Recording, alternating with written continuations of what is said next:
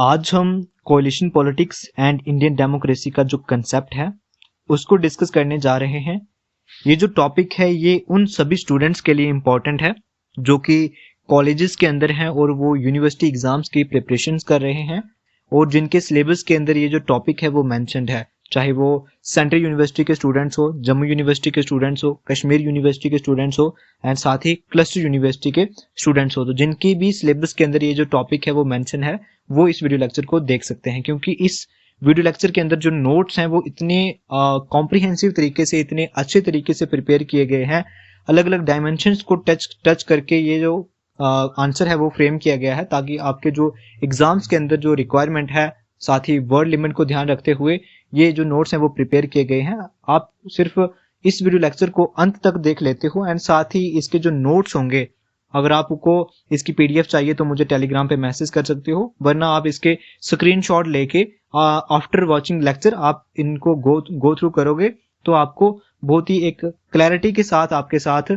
Content के साथ साथ क्लैरिटी भी आपको एक आ जाएगी। जब भी आप एग्जाम के अंदर बैठोगे तब आपको ये जो आंसर है वो रिकॉल होता चला जाएगा, ये मेरा आपसे वादा है। साथ ही इसको हम अप्रोच करने वाले हैं 5 से 6 डायमेंशंस के अंदर। सबसे पहले हम कोalition पॉलिटिक्स का इंट्रोडक्शन लेंगे जिसके अंदर हम इसका मीनिंग समझेंगे और कुछ डेफिनेशंस को समझेंगे जो कि अलग अलग थिंकर्स के द्वारा दी गई होंगी या जो प्रोफेसर्स होते हैं उनके द्वारा दी गई होंगी। साथ ही हम इसका हिस्टोरिकल एवोल्यूशन देखेंगे जिसके अंदर हम ये समझेंगे कि पोस्ट इंडिपेंडेंस के बाद हमें किस तरीके का कोalition पॉलिटिक्स का ट्रेंड देखने को मिला है एंड साथ ही इसके हम काजेज को देखेंगे कि कौन से ऐसे काजेज होते हैं जिसकी वजह से कोalition पॉलिटिक्स हमें एक कंट्री के अंदर देखने को मिलता है। एंड उसके बाद हम इसका जो पॉजिटिव इम्पैक्ट है इंडियन डेमोक्रेसी के ऊपर वो देखेंगे कि किस तरीके से जो अपनी कोalition पॉलिटिक्स है उसने हमारी जो इंडियन डेमोक्रेसी है उसको रोबस्ट के साथ साथ डीपनिंग भी बनाया है, मतलब कि जो पॉजिटिव इम्पैक्ट हम देखेंगे। साथ ही इसके जो चैलेंजेस है कोalition पॉलिटिक्स के वो भी देखेंगे, जहां पे हम नेगेटिव्स को डिस्कस करेंगे कि कोalition पॉलिटिक्स के हमें वजह से कौन कौन सी ऐसी परेशानियां हैं जो इंडियन डेमोक्रेसी के अंदर देखने को मिलती है। एंड फिर हम इसके फेजेस देखेंगे कि कौन सी ऐसी फेजेस थी जहां पे हमें मैच्योर कोalition पॉलिटिक्स देखने को मिली और इमैच्योर कोalition पॉलिटिक्स देखने को मिली, उसको डिस्कस करेंगे। फिर इसका इम्पैक्ट देखेंगे। इम्पैक्ट में सिर्फ कुछ नहीं होगा, वही जो कंक्लूड करेंगे हम कि पॉजिटिव भी है और नेगेटिव भी है एंड साथ ही इसके कंक्लूजन के साथ इस टॉपिक को एंड कर देंगे। तो ये जो वर्ड लिमिट है वो पूरी आपके एग्जाम के जो रिक्वायरमेंट है उसको देख के बनाई गई है एंड इसके अंदर वो सारी चीजें कवर्ड हैं जो कि आपके लिए एक अंडरस्टैंडिंग के साथ साथ कंटेंट के लिए बेहतर हो गया, जो आप मेंशन कर सकते हो अपने एग्जाम्स के अंदर एज इट एज। तो शुरू करते हैं अपनी इंट्रोडक्शन के साथ बिना टाइम वेस्ट किए कि कोalition पॉलिटिक्स का मतलब क्या होता है। तो कोalition पॉलिटिक्स एक ऐसी कंडीशन होती है जहां पे बहुत सारी पार्टीज क्या करती हैं, एक दूसरे के साथ आती हैं on the basis of common minimum programme. ठीक है, तो कॉमन मिनिमम प्रोग्राम समझो कि जब बहुत सारी पॉलिटिकल पार्टीज एकजुट होती हैं और वो एक किसी प्रोग्राम के ऊपर, एक किसी सहमति के ऊपर जब एक दूसरे के पास आती हैं और अपना कोalition बनाती हैं, गठबंधन बनाती है, उसको हम जो है वो कोalition पॉलिटिक्स कहते हैं, जिनका इंटेंशन होता है, मतलब जिनका मकसद होता है कि हम एक स्टेबल गवर्नमेंट को तैयार करें। कोalition पॉलिटिक्स तब बनती है जब कोई भी सिंगल पार्टी जो है वो मेजॉरिटी हासिल नहीं कर पाती है और सरकार बनाना वहां पे मुश्किल हो जाता है। तब अलग अलग पार्टी जो है वो मिलके एक मेजॉरिटी बनाती हैं, एक कोalition ग्रुप बनाती हैं जो कि एक किसी प्रोग्राम के ऊपर, एक किसी चीज के ऊपर जो है वो सहमत होते हैं एंड फिर जो है वो एक स्टेबल फॉर्म ऑफ गवर्नमेंट किसी कंट्री को देने का काम करती हैं। There are certain policy areas which a broad agreement is reach among the participating parties. तो यहाँ पे क्या होता है कि उनके बीच में एक एग्रीमेंट होता है, जो भी पॉलिटिकल पार्टीज उसके अंदर पार्टिसिपेंट होती हैं कोalition के अंदर। अगर हम प्रोफेसर MP सिंह की बात करें, वो कोalition पॉलिटिक्स को किस तरीके से डिफाइन करते हैं, वो ये कहते हैं कि जो पॉलिटिकल पार्टीज हैं वो एक दूसरे के साथ आती हैं एंड वो उनका जो मकसद होता है वही होता है कि जो स्टेट के अंदर या गवर्नमेंट को एक पॉलिटिकल स्टेबिलिटी प्रदान करें और साथ ही हार्मोनी को प्रमोट करें with in a fragmented political environment. Fragmented political environment का मतलब ये है कि अब जो सरकार है वो बनाना पॉसिबल नहीं हो चुकी है, क्योंकि जो एक पॉलिटिकल पार्टी थी और ना ही दूसरी पॉलिटिकल पार्टी, और इसी तरह से जो अलग अलग पॉलिटिकल पार्टीज हैं उनको मेजॉरिटी नहीं मिली है और वो सरकार बनाने के योग्य नहीं है, मतलब कि वहां पे हमें एक फ्रेगमेंटेड पॉलिटिकल इन्वायरमेंट देखने को मिल रहा है। एंड इसको दूर करने के लिए अलग अलग पॉलिटिकल पार्टी जो है वो कोलिशन बनाती हैं, एक दूसरे के साथ आती हैं, ताकि वो पॉलिटिकल स्टेबिलिटी के साथ साथ हार्मोनी को प्रमोट कर सके और कंट्री को एक स्टेबल फॉर्म ऑफ गवर्नमेंट दे सकें। तो उम्मीद है आपको कोलिशन पॉलिटिक्स जो है वो समझ आया होगा। कोलिशन पॉलिटिक्स जो है वो सिर्फ गवर्नमेंट तक ही लिमिटेड नहीं है, मतलब कि जो गवर्नमेंट बनाएगी सरकार, जब जो पॉलिटिकल पार्टीज गवर्नमेंट बनाएगी उनके बीच ही पॉलिटिकल जो कोलिशन है वो पॉसिबल नहीं है, बल्कि मतलब कि सिर्फ वहां पे ही सीमित नहीं है, बल्कि जो ऑपोजिशन पार्टीज होती हैं वो भी एक दूसरे के साथ गठबंधन बना के जो है वो कोalition बना के एक स्टेबल अपोजिशन का काम करती हैं, विच में unite to counter the ruling party and coordinate on the common issue. तो ये क्या करती हैं कि एक दूसरे के साथ यूनाइट होके रूलिंग पार्टी के अपोनेंट खड़े हो जाते हैं। तो आज भी हमें अपने इंडियन पार्लियामेंट के अंदर ये एग्जांपल देखने को मिलती है कि जो एनडीए अलायंस है, नेशनल डेमोक्रेटिक अलायंस है, उसकी हमें जो है वो सरकार देखने को मिलती है। एंड उसके जो अपोजिट, जो हमारी क्या कह सकते हो अपोजिशन जो होती है, यूपीए यूनाइटेड प्रोग्रेसिव अलायंस, जो कि कांग्रेस की अलायंस है, वो हमें अपोजिशन का रोल प्ले करती हुई देखने को मिलती है। तो इससे आप समझ सकते हो कि अभी भी जो है वो हमारे इंडिया के अंदर कोalition पॉलिटिक्स का एरा चल रहा है और कोalition पॉलिटिक्स देखने को मिलती है, क्योंकि बीजेपी के साथ जो उसकी खुद की जो सीटें थी वो इतनी मेजोरिटी हासिल नहीं कर पाई थी, एंड उनको जो है वो किसी दूसरी पॉलिटिकल पार्टी के साथ कोalition बनाना पड़ गया अपनी एक गवर्नमेंट रन कराने के लिए कंट्री के अंदर, अपने इंडिया के अंदर। हिस्टोरिकल एवोल्यूशन की अगर हम बात करें कोalition पॉलिटिक्स का, कि हमें हिस्टोरिकल एवोल्यूशन में हम ये देखेंगे कि किस तरीके का हमें जो कोalition पॉलिटिक्स का ट्रेंड देखने को मिलता है पोस्ट इंडिपेंडेंस। ठीक है, पहले 2 डेकेड्स के अंदर इंडिपेंडेंस मिलने के बाद, 2 डेकेड्स का मतलब कि 1950s से लेके 1970s तक हमें क्या देखने को मिलता है कि इंडियन नेशनल कांग्रेस का डोमिनेंस देखने को मिलता है। वो डोमिनेंस एंजॉय करते हैं, वहां पे हमें एक ही पॉलिटिकल पार्टी देखने को मिलती है, एंड उसके जो लीडर्स थे उनके अंदर ही जो हमारी जो पूरी कंट्री थी वो थी, चाहे वो नेहरू की बात हो, शास्त्री जी की बात हो, हमारी इंदिरा गांधी जी की बात हो, इनके अंदर ही जो पहले 2 डेकेड थे वो रहते हैं। ठीक है, उसके बाद ही क्या होता है कि ये जो डोमिनेंस था वो खत्म होना शुरू हो जाता है जब 1967 के अंदर इलेक्शंस होती हैं। ठीक है, तो मतलब 2 डेकेड्स का मतलब यही था कि 1950 से लेके 70 तक, लेकिन मतलब कि ये जो अप्रॉक्स होता है सिस्टम, तो 1967 में जनरल इलेक्शंस होती हैं जहां पे हमें एक कोalition गवर्नमेंट का बिगिनिंग देखने को मिलता है। कहां पे देखने को मिलता है? सेंट्रल लेवल पे नहीं देखने को मिलता, बल्कि स्टेट लेवल के अंदर देखने को मिलता है। ठीक है, तो अलग अलग स्टेट्स के अंदर क्या है, कोalition पॉलिटिक्स जो है वो फॉर्म होना शुरू हो जाती है। पहले क्या होता है कि जो जनता पार्टी है 1977 से लेके 1979 तक रहती है, जो कि फर्स्ट मेजर कोalition हमें देखने को मिलता है सेंटर के अंदर, and though it collapse due to the internal contradiction. तो इसका जो टेन्योर था वो कंप्लीट नहीं कर पाए। तो आपको पता ही होगा कि जो सरकार बनती है वो 5 साल के लिए बनती है, लेकिन जो जनता पार्टी सरकार बनाती है वो 1977 से लेके 78 और 79 के बीच में रहती है, और उसके बाद ये जो है वो डिसॉल्व हो जाती है, क्योंकि इसके खुद के अंदर जो है वो इन कॉन्ट्राडिक्शन आ जाते हैं। क्यों आ जाते हैं? क्योंकि उस समय इतना जो कोalition का जो ट्रेंड था वो इंडिया ने फेस नहीं किया था, और लोगों की इतनी जो पॉलिटिकल पार्टीज थी वो इतने मैच्योर नहीं थे कि वो कोalition के बीच में रह सकें। दैट्स वाई उनके जो इंटरनल कॉन्ट्राडिक्शन की वजह से ये जो सरकार है वो गिर जाती है। And coalition politics truly took root in the post 1989 era, जहां पे national front government led by VP Singh, followed by the United Front governments in the 1990s and the later NDA 1989-2004, जहां पे हमें अटल बिहारी वाजपेयी की सरकार देखने को मिलती है। और उसके बाद जो यूनाइटेड प्रोग्रेसिव अलायंस, जो कि सरकार कांग्रेस की थी, उसका हमें जो है वो कोalition का एरा देखने को मिलता है।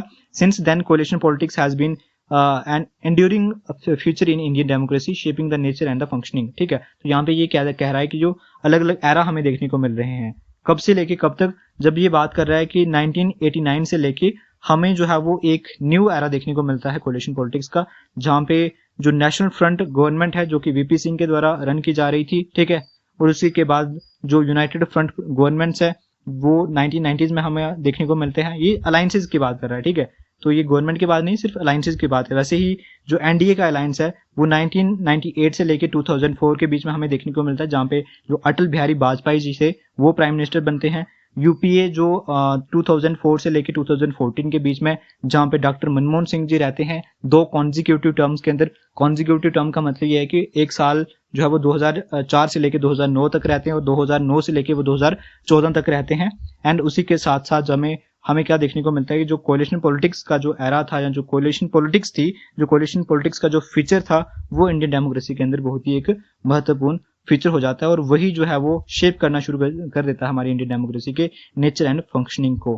काजेस क्या है कोलिशन पॉलिटिक्स के, कि कोलिशन पॉलिटिक्स हमें क्यों देखने को मिलती है? इसके बहुत सारे काजेस हो सकते हैं। पहले काजेस की अगर हम बात करें, जहां पे डाइवर्सिटी है जिस कंट्रीज के अंदर, जहां पे मल्टी एथनिक, जो मतलब अगर हम इंडिया की बात करें वो मल्टी एथनिक है, मल्टी रिलीजियस ग्रुप्स हमें देखने को मिलते हैं, मल्टी लिंग्विस्टिक सोसाइटीज हमें देखने को मिलती है, इलेक्टोरल वर्डिक्ट्स जो हैं वो फ्रेगमेंटेड हैं, तो वहां पे हमें जो है वो कोलिशन पॉलिटिक्स देखने को मिलती है। क्योंकि सिंगल अगर हम बात करें जहां पे सिर्फ एक ही धर्म की बात हो, जहां एक ही तरह के तरीके के लोग हों, तो उनका लीडर भी एक ही होगा एंड वहां पे जो है वो मेजोरिटी गवर्नमेंट या सिंगल पार्टी का रूल होगा। लेकिन इंडिया की अगर हम बात करें तो जहाँ पे हमें अलग अलग तरह के लोग देखने को मिलते हैं, चाहे वो रिलीजियस लेवल पे हो, एथनिक लेवल पे हो, कल्चर लेवल पे हो, लैंग्वेज के लेवल पे हो, तो दैट्स वाई उनके जो अलग अलग रिप्रेजेंटेटिव्स हैं वो चुन के आते हैं एंड दैट्स वाई हमें कोलिशन पॉलिटिक्स जो है देखने को मिलती है, क्योंकि कोई भी सिंगल पॉलिटिकल पार्टी जो है वो मेजोरिटी हासिल नहीं कर पाती है।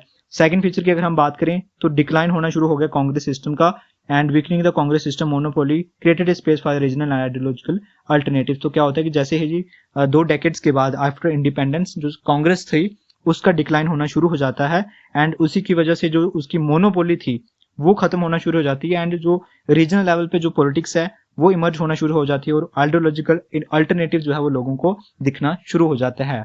तो ठीक है, तो जो अगर मैं बात करूं सेंट्रल लेवल के ऊपर, वहां पे जो है वो कांग्रेस सरकार की गवर्नमेंट थी, कांग्रेस की गवर्नमेंट थी, लेकिन उसी के टाइम पे जब 1967 की अगर मैं बात करूं, हाँ 1967 की, तो वहां पे क्या हमें देखने को मिलता है कि अलग अलग स्टेट्स के अंदर जो है वो कोएलिशन पॉलिटिक्स का जो एलिमेंट था वो इमर्ज होता हुआ देखने को मिल चुका था हमें। और साथ ही अगर हम तीसरे फैक्टर की बात करें कि हमें कोएलिशन पॉलिटिक्स क्यों देखने को मिलती है, तो वो है कि राइज ऑफ रीजनल पार्टीज। तो रीजनल लेवल पे जो है वो पार्टीज का राइज होना शुरू हो जाता है। अब आपको ये समझना होगा कि रीजनल लेवल पे पार्टीज का मतलब क्या है, रीजनल पार्टीज का क्या मतलब है।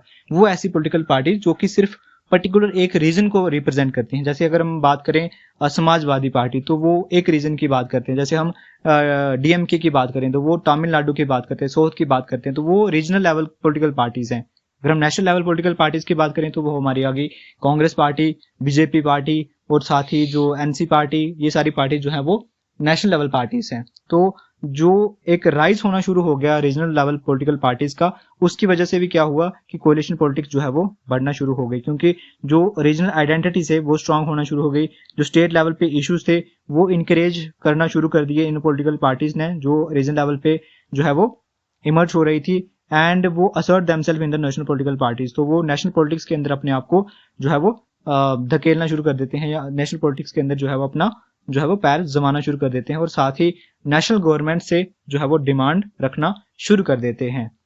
साथ ही जो फोर्थ फीचर की अगर हम बात करें तो फ्रेगमेंटेशन ऑफ द इलेक्टोरेट का जो फ्रेगमेंटेशन है उसकी वजह से भी हमें कोलिशन पॉलिटिक्स देखने को मिलती है। अगर हम कास्ट पॉलिटिक्स की बात करें, इकोनॉमिक इनइक्वालिटीज की बात करें, रीजनल एस्पिरेशंस की बात करें, डिवाइडेड पॉलिटिकल लॉयल्टीज की बात करें, तो इन सारी चीजों की वजह से, इन सारे रीजन की वजह से हमें जो है वो कोलिशन पॉलिटिक्स देखने को मिलती है। क्योंकि जो वोट्स हैं, जो लीडर्स हैं, वो अलग अलग तबके के लोगों के अलग अलग रिप्रेजेंटेटिव्स होंगे और वो कभी भी जो है वो मेजोरिटी हासिल नहीं कर पाते हैं। दैट्स वाई वो कोलिशन के अंदर एंटर करते हैं और वो क्या करते हैं, कोलिशन पॉलिटिक्स बना देते हैं। तो कोलिशन पॉलिटिक्स की अगर हम पॉजिटिव की बात करें कि पॉजिटिव इंपैक्ट क्या है इंडियन डेमोक्रेसी के ऊपर, कोलिशन पॉलिटिक्स ने किस तरीके से जो इंडियन डेमोक्रेसी है उसको डीपनिंग की है, उसके अंदर जो है वो एक पॉजिटिव बेनिफिट लाया है, तो उसको समझने की कोशिश करते हैं। पहले पॉजिटिव की अगर मैं बात करूं, जो कि पॉजिटिव इंपैक्ट हमें इंडियन डेमोक्रेसी के अंदर देखने को मिलता है, तो वो देखने को मिलता है कि इससे रिप्रेजेंटेशन एंड इंक्लूसिवनेस बढ़ती है। कैसे बढ़ती है कि जो पॉलिटिकल कोलिशन पॉलिटिक्स आती है उससे जो पॉलिटिकल रिप्रेजेंटेशन है वो इन्हांस होता है, क्योंकि इसमें हमें रीजनल लेवल के ऊपर जो रिप्रेजेंटेटिव्स खड़े हुए हैं वो उनकी हमें एक आवाज देखने को मिलती है। साथ ही जो मिनॉरिटी के जो आवाज है वो भी हमें देखने को मिलती है और साथ ही जो मार्जिनलाइज ग्रुप्स की जो वॉइसेस हैं, जो उनकी आवाज है, वो नेशनल मेन स्ट्रीम के अंदर हमें देखने को मिलती है। समझो इस बात को कि यहाँ पे जो पॉलिटिकल रिप्रेजेंटेशन है वो इन्हांस होती है। कैसे होती है? क्योंकि अब जो है वो एक सिंगल पॉलिटिकल पार्टी का डोमिनेंस नहीं है, क्योंकि जो अलग अलग रीजनल लेवल पे पॉलिटिकल पार्टीज इमर्ज हो रही हैं, एथनिक पॉलिटिकल आइडेंटिटी जो है वो हमें सामने देखने को मिल रही है, जहाँ पे जो मिनॉरिटीज के जो रिप्रेजेंटेटिव्स हैं वो भी सामने आते हुए देखने को मिल रहे हैं, एंड जो मार्जिनलाइज्ड वॉइसेस हैं वो भी मेन स्ट्रीम के अंदर अपना जो है वो रिप्रेजेंटेटिव्स के जरिए क्या पहुंचा रहे हैं, अपनी आवाज को पहुंचा पा रहे हैं। तो अलग अलग लोगों को जहाँ पे जो है वो रिप्रेजेंटेशन देखने को मिलती है।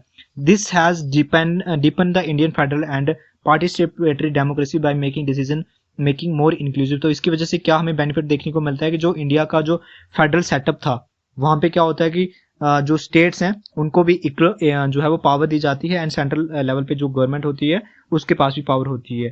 तो क्या होता है कि इससे हमें जो इन दोनों के बीच में जो रिलेशनशिप है वो अच्छा होता हुआ देखने को मिलता है। साथ ही जो लोगों के पार्टिसिपेशन है डेमोक्रेसी के अंदर वो बढ़ती हुई देखने को मिलती है, क्योंकि जो लोग हैं वो डेमोक्रेसी के अंदर पार्टिसिपेट कर रहे हैं और डिसीजन मेकिंग को इन्फ्लुएंस कर रहे हैं, और इससे क्या देखने को मिलता है कि जो हमारी इंडियन डेमोक्रेसी है वो इंक्लूसिव हो रही है।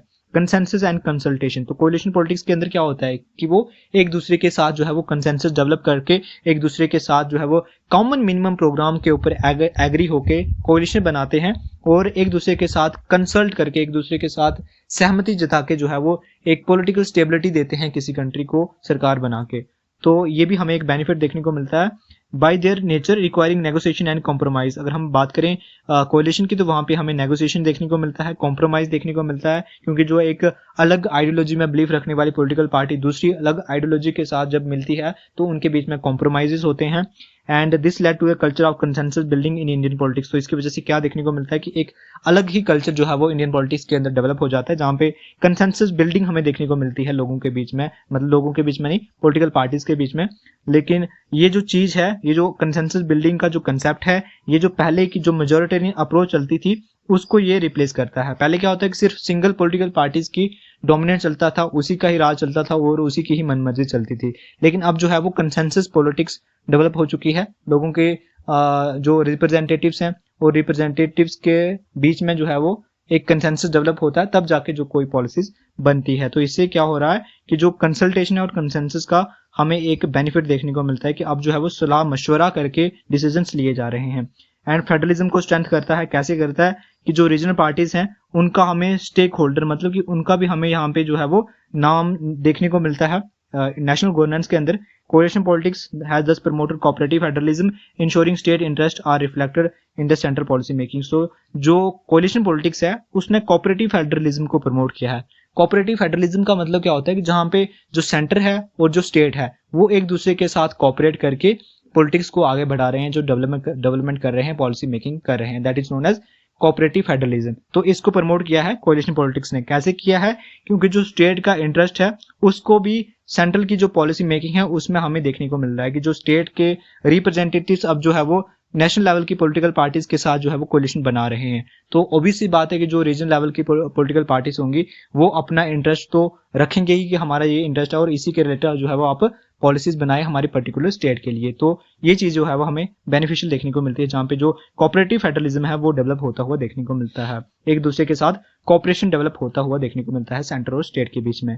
फोर्थ बेनिफिट की अगर हम बात करें तो इंस्टीट्यूशनल बैलेंसिंग होती है। कैसे होती है कि जो कोलिशन गवर्नमेंट है वो the rise of coalition government has check on the centralisation of power. तो क्या होता है कि जो कोलिशन गवर्नमेंट का जो राइज होता हुआ देखने को मिला हमें इंडियन कॉन्टेक्स्ट के अंदर, ये इस चीज का चेक करता है कि कोई भी सिंगल पॉलिटिकल पार्टी के पास जो है वो ज्यादा पावर ना आ जाए। तो जो सेंट्रलाइजेशन ऑफ पावर है ना उसके ऊपर ये चेक रखता है in the prime minister office, and it had made prime minister to accountable to the coalition partner, thereby strengthening the collective responsibility principle of parliamentary democracy। तो हमें क्या देखने को मिलता है कि जो पीएम है वो अकाउंटेबल देखने को मिलता है अलग अलग पॉलिटिकल पार्टीज को लेके, क्योंकि उसने जो है वो अपनी सरकार बनाई है वो किसके दम पे बनाई है? जो उसके कोलिशन पार्टनर्स हैं। तो ऑब्वियस सी बात है कि उसको अपने कोलिशन पार्टनर को लेके जो है वो अकाउंटेबल रहना होगा। ठीक है, तो ये हमें बेनिफिट्स देखने को मिलता है, लेकिन इससे चैलेंजेस भी हमें देखने को मिले। कोलिशन पॉलिटिक्स का हम यही नहीं कह सकते कि सिर्फ हमें पॉजिटिव या इसके बेनिफिट्स ही हुए हैं, लेकिन इसके चैलेंजेस भी हमें देखने को मिले हैं। पहले अगर चैलेंज की बात करें तो यहाँ पे हमें पॉलिटिकल इंस्टेबिलिटी देखने को मिली है, क्योंकि जो अलायंसेज है वो हमेशा जो है वो बार बार जो है वो टूटते रहते हैं। ऐसा ही हमें 1990s के अंदर देखने को मिलता है, जैसे जिसकी वजह से क्या हुआ कि जो गवर्नमेंट थी वो अनस्टेबल हो जाती है और जो पॉलिसी थी वो अनसर्टेनिटी हो जाती है। और साथ ही पॉलिटिकल कॉम्प्रोमाइज एंड पॉपुलिज्म देखने को मिलता है। कैसे देखने को मिलता है कि जो कोलिशन है वो सिर्फ शॉर्ट टाइम पॉपुलिस्ट मेजर के ऊपर जो है वो बेस्ड होता है to safety allies leading to the dilution of reform agenda. मतलब कि जो कोalition पॉलिटिक्स है वो सिर्फ कुछ ही मतलब शॉर्ट रन के लिए बनाए जाते हैं, मतलब कि शॉर्ट रन में जो चीजें होती हैं उसको ध्यान रख के बनाए जाते हैं, ना कि जो लॉन्ग रन में जो इफेक्ट करने वाली चीजें होंगी उसको देख के जो है वो कोalition बनाए जाते हैं। वो सिर्फ जो है इस चीज के लिए बनाए जाते हैं कि किस तरीके से हम अपनी सरकार को खड़ा कर सकते हैं। वीक गवर्नेंस हमें देखने को मिलता है जहां पे जो डिसीजन मेकिंग है वो स्लो हो जाती है, इनकंसिस्टेंट हो जाती है, क्योंकि बहुत सारे लोगों से पूछना पड़ता है। And every major policy require a prolong negotiation. तो अगर किसी पॉलिटिकल पार्टीज को, अगर पीएम को जो है वो कोई पॉलिसी बनानी है तो उसके लिए उनको जो है वो एक स्ट्रॉन्ग नेगोशिएशन करना होगा जितने भी कोalition पार्टनर्स हैं उनके साथ। राइज ऑफ अपॉर्चुनिटीज हम देखने को मिलता है। कैसे देखने को मिलता है कि जो आइडियोलॉजिकल कॉम्प्रोमाइज हो रहा है पावर शेयरिंग को लेके, sometime Erode political morality and public trust in every system. तो मतलब ये समझो कि अगर एक पॉलिटिकल पार्टी जो है वो उसकी आइडियोलॉजी अलग है, ठीक है, तो उसको जो है वो लोग पसंद कर रहे हैं, लेकिन वो पॉलिटिकल पार्टी अपने गेन के लिए दूसरी जो उसकी कॉन्ट्राडिक्टरी आइडियोलॉजी थी उसके साथ कोalition बना रही है। तो इससे क्या होता है कि जो पॉलिटिकल मोरालिटी है वो भी इरोड होती है, साथ ही जो लोगों का उस आइडियोलॉजी के ऊपर ट्रस्ट था वो भी इरोड हो जाता है। तो ये भी हमें एक नेगेटिव देखने को मिलता है। करप्शन एंड पैट्रोनेज पॉलिटिक्स यहाँ पे स्टार्ट हो जाती है। कैसे होती है कि जो कोalition पार्टनर्स है वो एक्सप्लॉइट करना शुरू कर देते हैं their bargaining power for personal and regional gains के लिए। तो क्या होता है कि जो कोalition पार्टनर्स हैं वो क्या करते हैं कि वो अपने बेनिफिट्स के लिए सेंट्रल गवर्नमेंट से जो है वो बार्गेनिंग करना शुरू कर देते हैं, ठीक है। तो ये भी हमें एक नेगेटिव हमें देखने को मिलता है, जहाँ चैलेंज हमें देखने को मिलता है कोalition पॉलिटिक्स के अंदर।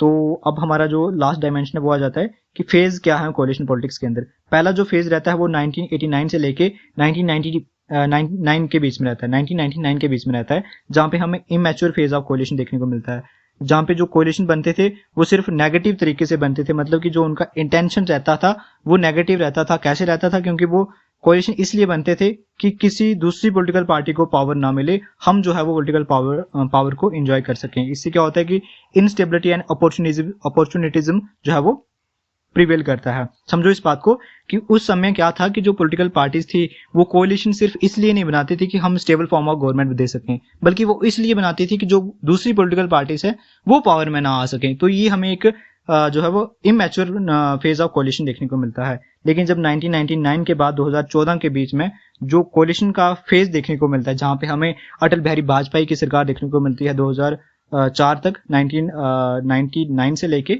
1999 से लेके 2004 तक अब जो है वो हमें अटल बिहारी वाजपेयी की जो सरकार देखने को मिलती है। उसके बाद 2004 से लेके 2009 के बीच में हमें मनमोहन सिंह की देखने को मिलती है, और बाद में भी 2009 से लेके 2014 के बीच में डॉक्टर मनमोहन सिंह जी की सरकार हमें देखने को मिलती है।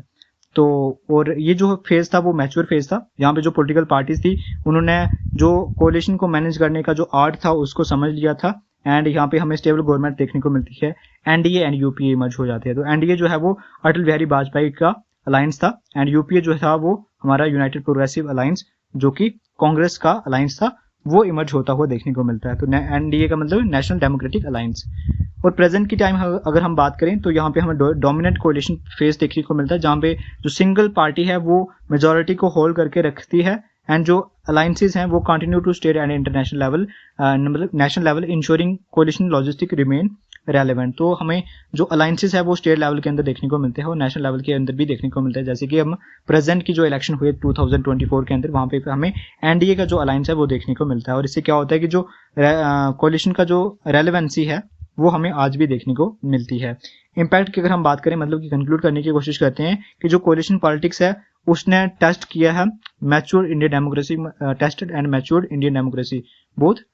कोalition politics has both tested and matured Indian democracy, ठीक है, ओके, कि इसने जो है वो इंडियन डेमोक्रेसी जो है वो मैच्योर किया है।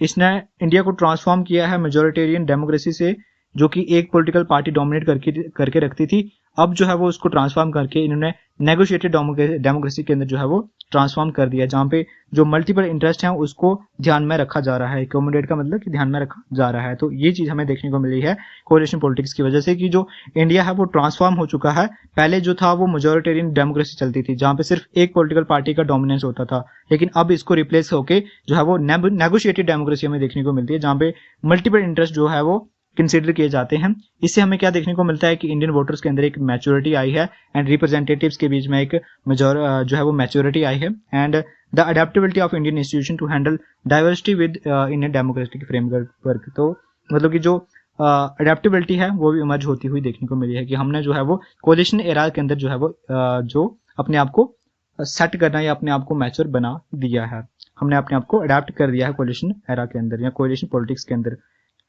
तो कंक्लूजन के अंदर आप ये मेंशन कर सकते हो कि जो कोलिशन पॉलिटिक्स है वो एक न्यू चीज हमें देखने को मिल रही है इंडियन डेमोक्रेसी के अंदर। मैसी है लेकिन रिप्रेजेंटेटिव्स है, मतलब कि इसके अंदर हमें जो है वो इतनी क्लियर कट चीजें नहीं देखने को मिलती है, लेकिन रिप्रेजेंटेटिव है। वहां पे हमें अलग अलग पॉलिटिकल पार्टीज की जो है वो रिप्रेजेंटेशन देखने को मिलती है। अलग अलग पॉलिटिकल पार्टीज के जरिए जो अलग अलग तबके के लोग हैं, अलग अलग सेक्शंस के लोग हैं, उनकी रिप्रेजेंटेशन हमें देखने को मिलती है। कॉम्प्लेक्स है लेकिन इंक्लूसिव है, सभी का ध्यान रखती है, सभी को जो है वो रिप्रेजेंटेशन मिलती है। ओकेशनली ये वीकन करता है गवर्नेंस को, लेकिन साइमल्टेनियसली उसी के साथ साथ ये जो कोलिशन पॉलिटिक्स है वो प्लूरलिज्म को स्ट्रेंथ करता है। मतलब कि प्लूरलिज्म का मतलब क्या होता है कि जो प्लूरल की बात होती है, जहां पे एक से ज्यादा अधिक चीजों की बात होती है, मतलब कि एक पॉलिटिकल पार्टी की बात नहीं हो रही बल्कि बहुत सारे पॉलिटिकल पार्टीज को यहाँ पे रिप्रेजेंटेशन मिलता है। बहुत सारी पॉलिटिकल पार्टी जो है वो पावर में आती है एंड वो अलग अलग सेक्शन के लोगों के इंटरेस्ट को वहां पे नेशनल लेवल पे रखती है, और साथ ही एकोमोडेशन एंड डायलॉग। ठीक है, it is very essential of Indian democratic experiment. तो हमें एक बहुत ही अच्छा एक्सपेरिमेंट हमें देखने को मिलता है इंडियन डेमोक्रेसी के अंदर। ठीक है, तो इसी के साथ हमारा ये जो टॉपिक है वो कंप्लीट होता है। मिलते हैं आपको एक और वीडियो लेक्चर के अंदर।